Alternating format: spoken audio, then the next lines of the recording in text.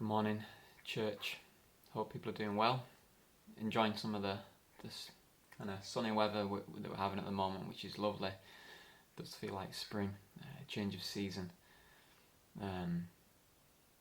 We're just in 1 Timothy. We're finishing 1 Timothy today in our Bible reading plan. And as I've just been reading it, also aware that we're in Ecclesiastes, and in 1 Timothy 6, which is our chapter today, I kind of thought, wow, that's kind of very ecclesiastic-like. Never I've really thought of Paul being like Solomon in his writings. But there was one verse that kind of, for me, had echoes of Ecclesiastes, and it's verse 6 and 7 of 1 Timothy. It says, "Now godliness with contentment is great gain. For we brought nothing into this world, and it is certain we can carry nothing out." Paul's in chapter 6, he's writing a lot about the kind of the foolishness of pursuing wealth, and actually that if the pursuit of wealth and riches become our focus, that can lead to all kinds of problems.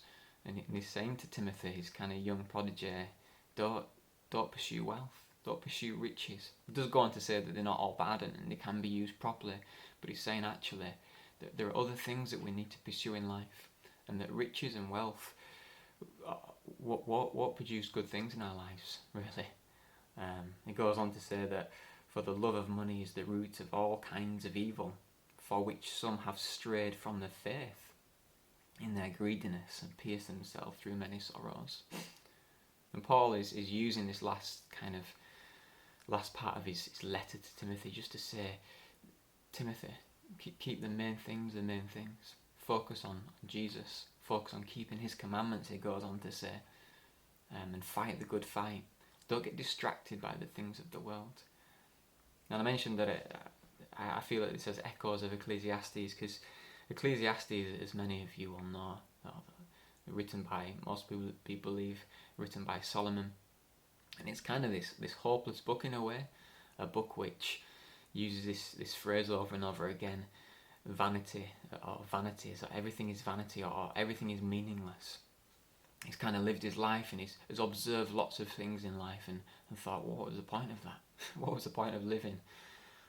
Just a verse I read this morning, which is similar to this chapter. He who loves money will not be satisfied with money. It goes on to say, riches were kept by their owner to his hurt. It's kind of, riches and wealth is one thing that Solomon writes about as being pointless and meaningless and not bringing happiness or fulfillment. There are lots of other things he talks about. But similarly, at the end of the book of Ecclesiastes, Solomon kind of sums up his findings, and he says, everything's pointless apart from one thing: fear God and keep his commandments. And I feel like that's kind of what Paul's saying to Timothy at the end of his letter, his last words to Timothy. There are many things that could distract you from this life of faith, Timothy.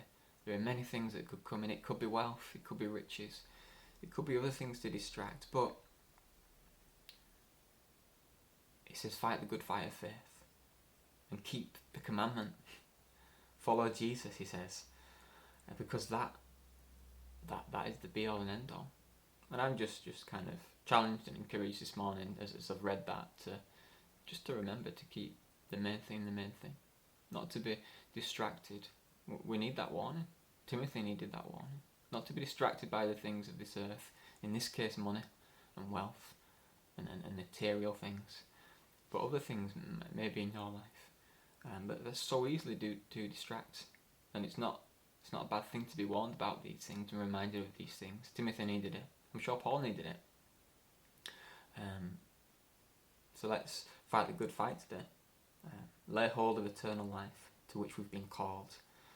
That's the encouragement from Paul here in 1 Timothy chapter 6. Hope that's encouraging. Hope you enjoy this day and the sunshine and the many blessings God gives us. See you later.